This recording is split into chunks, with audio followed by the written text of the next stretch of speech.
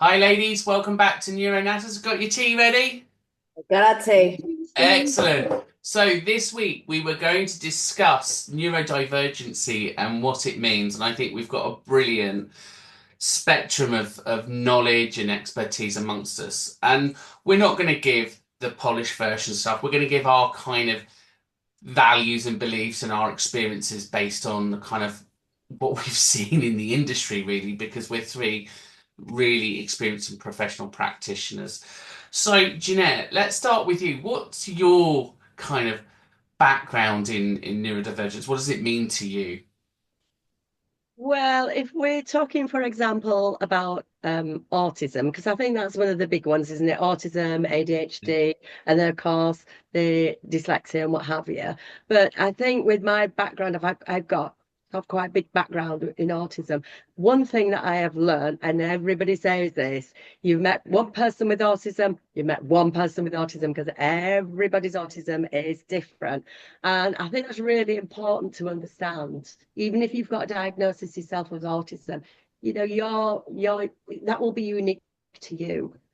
So when you hear people talking about autism, try not to get that picture because not everybody has social communication problems. A lot of people do, of course. Some people have repetitive behaviors, but not everybody does. Lots of people have sensory difficulties and find it difficult to work in noisy environments or bright flashing lights and have difficulty maintaining relationships. But it really is unique to you. So whether you're a toddler learning how to socialize, and suddenly, you might realize as a parent, child's gone back to solitary play, child's gone back to repetitive behaviors instead of playing together, something going wrong, food's different, suddenly we're a very picky eater, and beige food is what we say, isn't it, quite often? Yeah, a lot. Lots of beige eaters. And then we're sort of, textures are a little bit tricky and cut that label out. And then, I can't use, I can only wear those certain clothes. And you do find that when children and adults are anxious, they'll want to wear the really comfortable clothes or clothes every day without washing them because it makes them feel safe and familiar with the smells and comfort. Yeah. So lots of different things for lots of different people.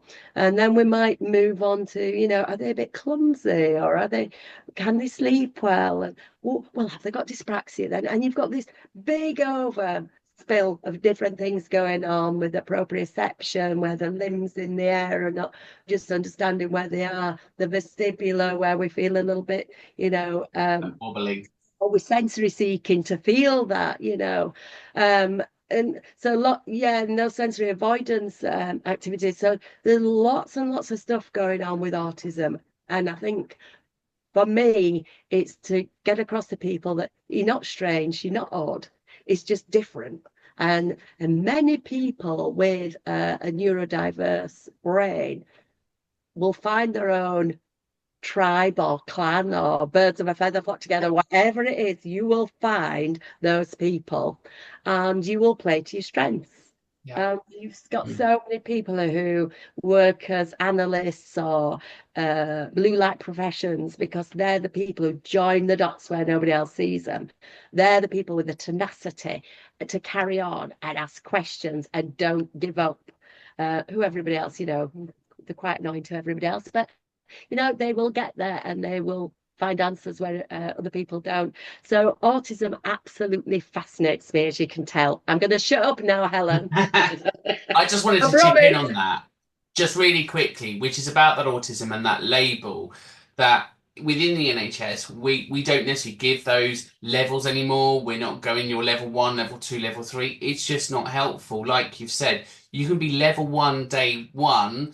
Today, this afternoon, you may have a sensory input that whacks that up to level three. So us putting you somewhere which isn't a fair representation of the struggles that you're facing just doesn't seem to fit anymore. And we Yeah, don't use the term high functioning or low functioning anymore. You're on the spectrum, and that's kind of where we sit. And it's understanding the fact that it is that line with different strengths and weaknesses through it. Yeah, and I think you're right there. And what works for you one day Isn't going to another. might not work the next day. And I think that's the hardest thing for a parent. They think they've just cracked it and then it doesn't work anymore. It Meaning it is happens. truly personal centered, but it's still for that person, truly personal centered for them as well. Yeah, And but that's Helen, why we're doing this, because we want people to understand it's your strengths and your weaknesses. We're all very different. It'd be really boring if we're all the same. And it's about embracing your strengths, seeing the different things or whatever you can connect, and scaffolding your weaknesses. So if you can, there's apps out there or time, whatever it is you need, then that's what you use.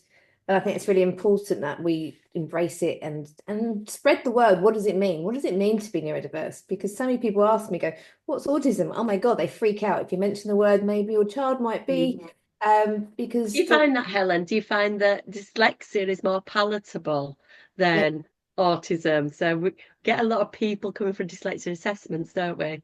we do, which are clearly struggling with their autism, and it's displaying in their reading and their writing.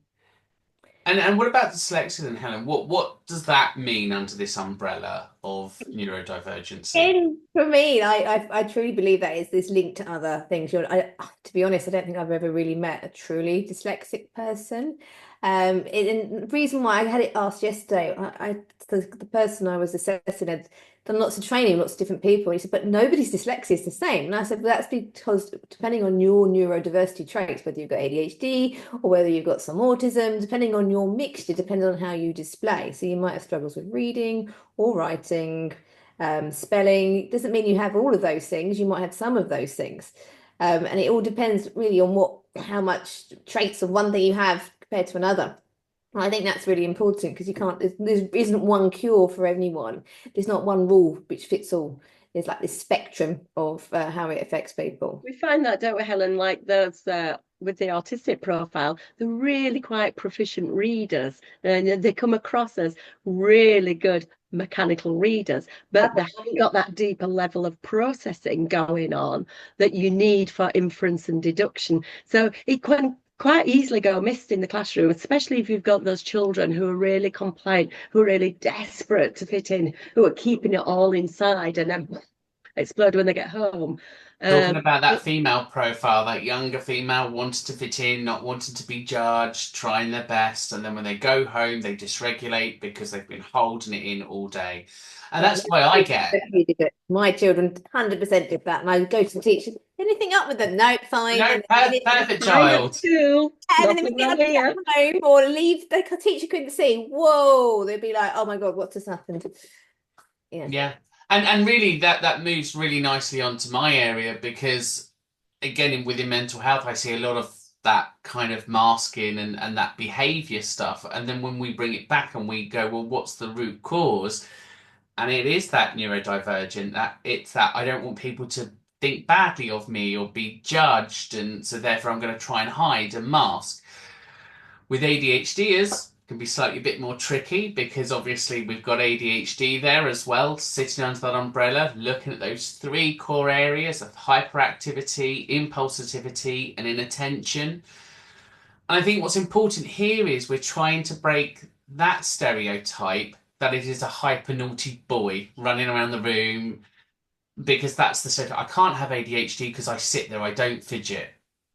But you can have the impulsive type, the inattentive type, and I think it is that understanding, trying to re-educate people about the three domains when we diagnose somebody. We've got the combined, which is, yes, you can have all three profiles. You can be hyperactive, impulsive, and inattentive, but you could be predominantly inattentive, which I see quite a lot in that dual diagnosing, especially with females with autism, because they're trying to fit in, they're trying their best to create that world. And they're the hard ones for the teachers, because they don't notice those children, because they're sitting there quietly going under the radar. More often than not, some of the teachers don't even know their name, especially in secondary school, because they're just sitting there quiet, zoned out.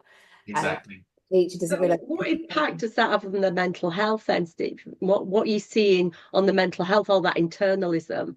So it clearly it causes that emotional dysregulation. It causes that kind of anxiety that people see, that really high level anxiety.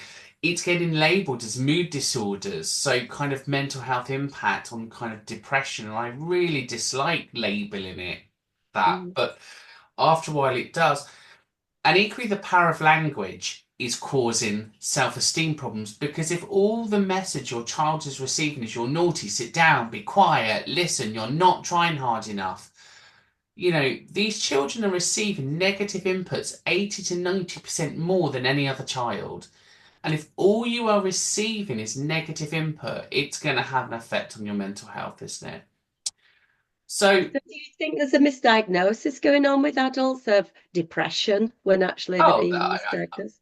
absolutely, within my experience, and I think that's what I'll say. I've reassessed a lot of adults and removed a lot of labels in my time. Mm. And when it does fit, and when we do give that diagnosis, and I'm sure you will have the same experience, it's like a light bulb moment for these people. The light goes on, the noise stops, and they go, "Oh, I get it now. I Makes understand sense. who I am." Yeah. Yeah, it's And quite a that's our big bells, phenomenon. ladies. So that's the end of our session. So thank you very much for your input on just kind of looking at that really quick umbrella term. We are going to be going into more detail, aren't we, over the podcast? We'll look at each one in a lot more detail and how they kind of unfold as we move forward. So until next time, keep yourself safe, keep drinking, pushing those fluids, and Nice we'll for that. see you Yeah. in the next one. Take care.